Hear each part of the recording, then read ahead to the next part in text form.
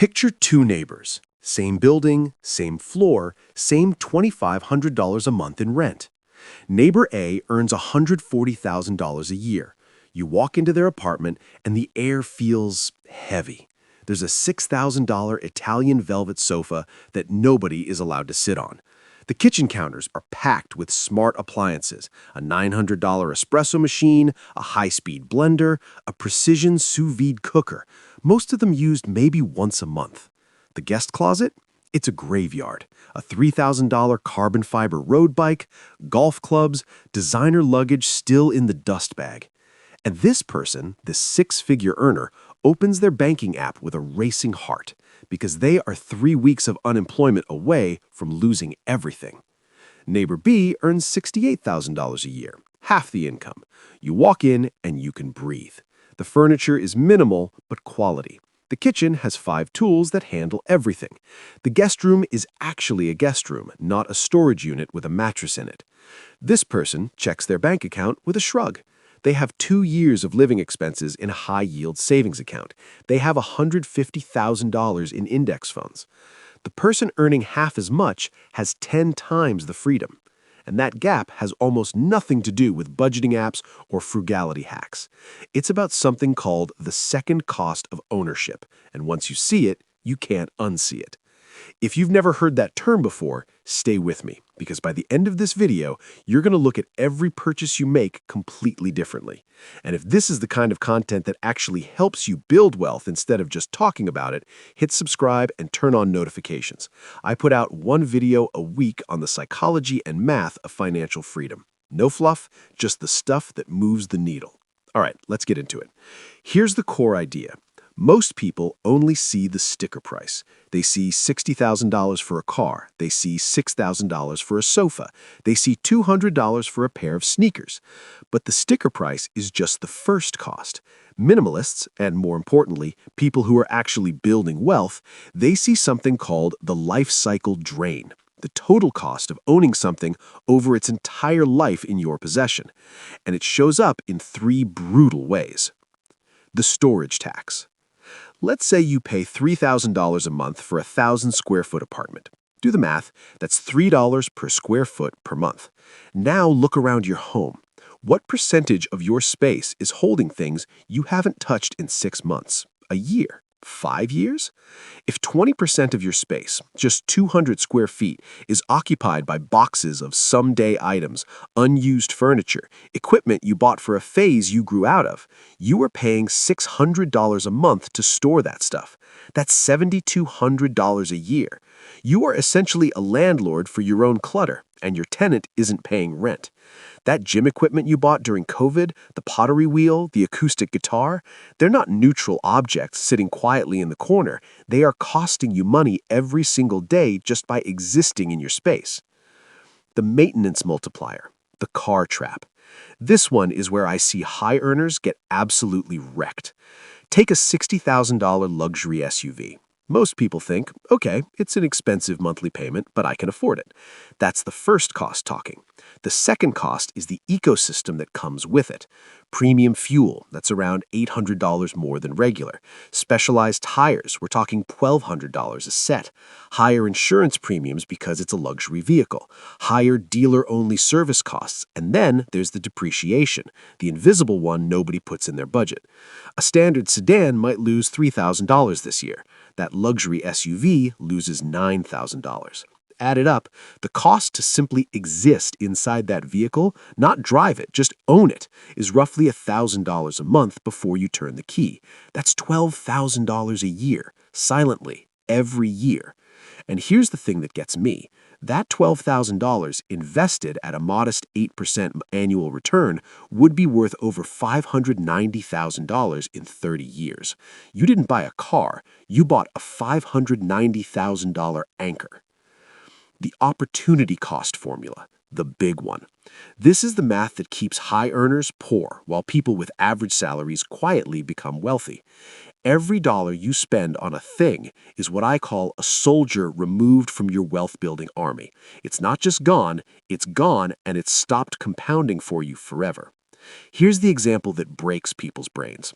You spend $20,000 today on a lifestyle upgrade. New furniture, a watch, the latest tech setup, whatever.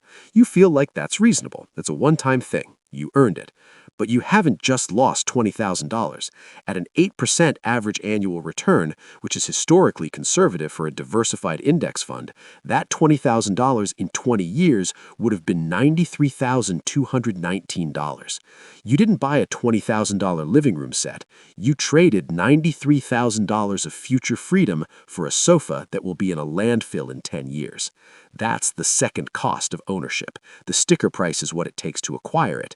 The second cost is what it takes to keep it, maintain it, store it, and the compounding wealth you surrendered to get it. Once you understand this math, it changes everything. The minimalist wealth rules. Now, I want to be clear. This isn't about becoming a monk. This isn't about deprivation or eating rice and beans for 20 years. This is about a very specific, very ruthless way of evaluating what deserves your money and what doesn't. Here are the 4 rules. Rule 1. The cost per use audit. Stop looking at price tags. Start looking at utility math. Here's what I mean. A $500 winter coat, worn 100 days a year for 5 years, that's $1 per use. That is an exceptional purchase. Buy it. Buy it without guilt. A $100 fast fashion dress worn twice, that's $50 per use. That is financial waste dressed up in a discount tag. The wealthiest people I've studied don't cheap out on the things they use every single day. Their mattress, their shoes, their laptop, their everyday bag. These things interact with them constantly, and the cost per use is so low it's almost irrelevant. But they are absolutely ruthless about the things they use rarely. The kitchen gadgets, the hobby equipment, the third pair of boots. The question is never, is this expensive? The question is, how often will I actually use this? If it's daily, buy quality. If it's rarely, don't buy it at all. Rule 2. The 48-hour friction test. Here's an uncomfortable truth. Every major e-commerce company on Earth has spent billions of dollars engineering the impulse purchase. One-click buying, saved card info, countdown timers, only 3 left in stock, flash sales in your inbox every Tuesday. They are professionally, scientifically removing your friction to spend, and it's working. So your only defense is to artificially put the friction back. Here's the system. First, delete your saved credit card info from your phone.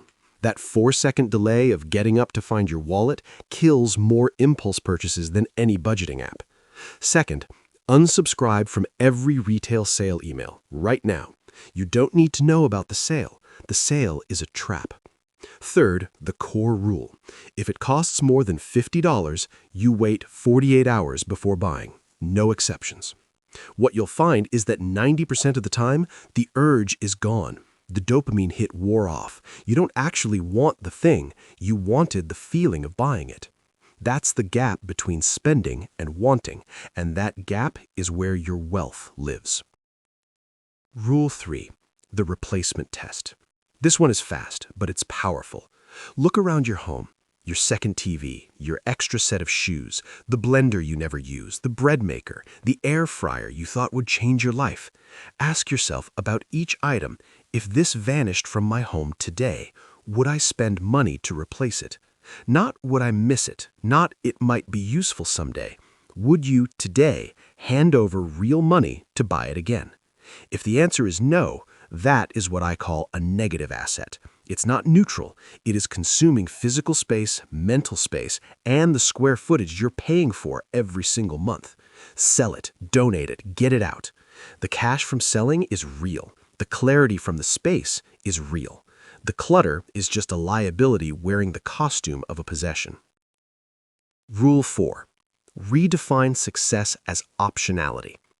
This is the mindset shift that underlies all 4 rules. Our culture defines success by accumulation, by what you can show. The apartment, the car, the watch, the wardrobe, status as a display. Minimalist wealth thinking defines success by optionality, by what you can do. Let me give you 3 questions that separate these 2 worlds. Can you quit a toxic boss tomorrow without destroying your financial life? Can you book a last-minute flight across the country for a family emergency without checking your balance first? Can you take 3 months and travel somewhere that matters to you without waiting until retirement? The person with the $6,000 sofa cannot do any of those things. They are a prisoner to their stuff. Every luxury item they own is a pair of handcuffs disguised as taste. The person with the $500 sofa can do all three. Maybe not this week, but they are building toward it every single month. Here's the line I want you to write down, tattoo on your brain, whatever it takes. Ownership is often just another word for obligation. Every object you bring into your life owns a piece of you back. Your time, your attention, your money, your space. The question isn't whether you can afford it. The question is whether you want to be owned by it. Let me bring this back to our two neighbors. Neighbor A earns $140,000, but they've said yes to every lifestyle upgrade, every status signal, every I deserve this purchase. And now they're trapped. The income is high, but the obligations are higher. The salary feels like oxygen, necessary to survive, not enough to actually live. Neighbor B earns $68,000, but they've been playing a different game. Every purchase goes through the cost per use filter. Every urge gets the 48-hour test. Their home is small because they want it small, not because they can't afford more. And now they have something neighbor A doesn't have: options. Here's the truth that nobody in the finance world says plainly enough. You do not need a $200,000 salary to be wealthy. You need a $60,000 salary and a $40,000 lifestyle. The gap between what you earn and what you spend on stuff, that gap is the only number that matters. That gap is where your freedom is built, compounded, and stored. Everything else is noise. So here's what I want you to do right now, and I mean right now, before you open another app. Pick one thing from this video and act on it today. Not this week, today. Delete your saved credit card info. Walk through one room and do the replacement test. Calculate the cost per use on the last 3 things you bought. One action today. And if you want to go deeper on this, I've got a video right here on how to calculate your actual financial freedom number, and another one on why your income is the least important variable in building wealth. Both are worth your time. Hit subscribe if you haven't. Leave a comment telling me, are you more like neighbor A or neighbor B right now? I read every single one. I'll see you in the next one.